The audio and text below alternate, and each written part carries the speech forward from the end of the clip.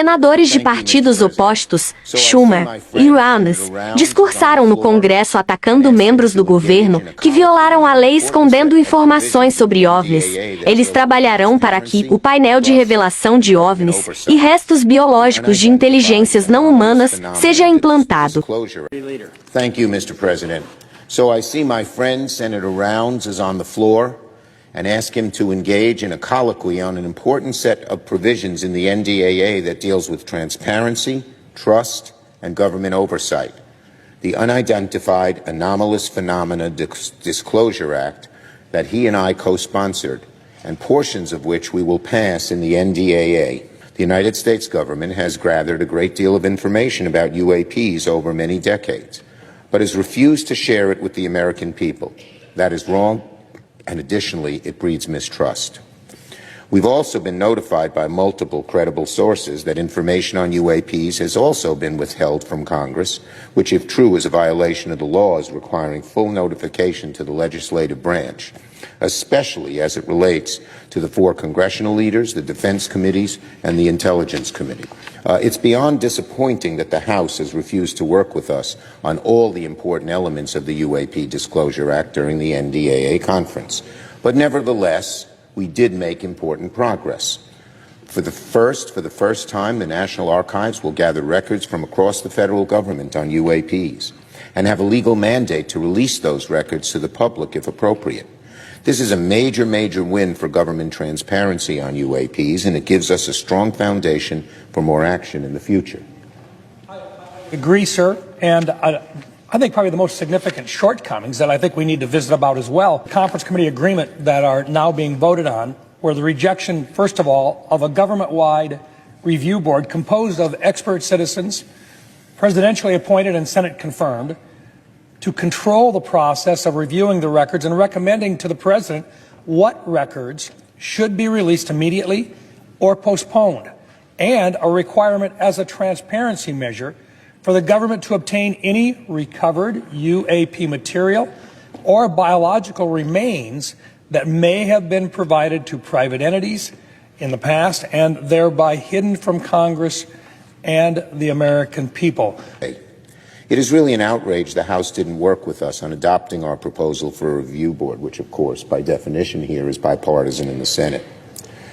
Now it means that declassification of UAP records will be largely up to the same entities that have blocked, obfuscated their disclosure for decades.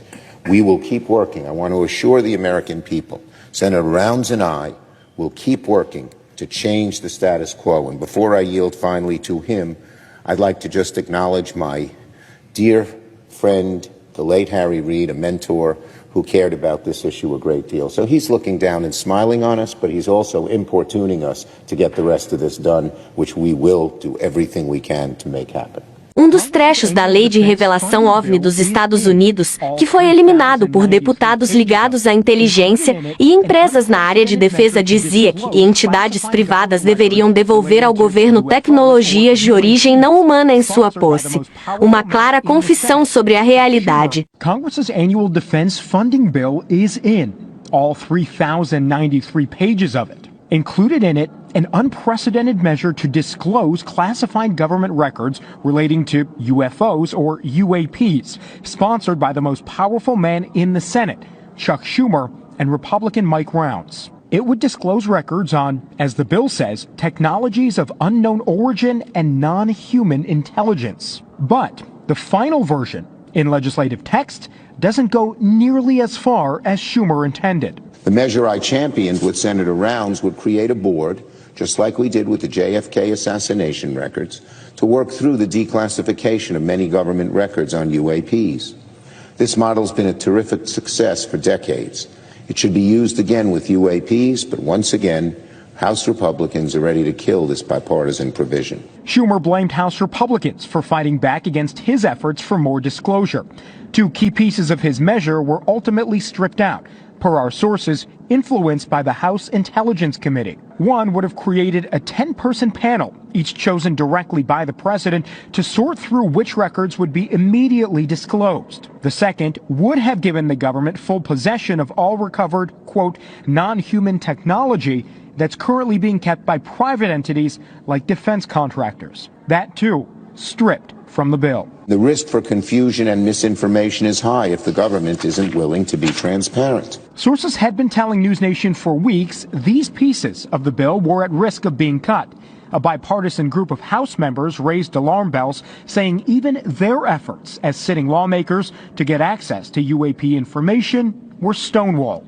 If none of this exists, if this is all false, why at every turn are there people trying to stop the transparency and the disclosure? The pushback to disclosure, according to the bill itself, is national security. It now includes a list of exemptions for disclosing UAP records if the disclosures, quote, pose a threat to national defense, compromise national intelligence, threaten sources and methods of intel gathering, or compromise any federal agents.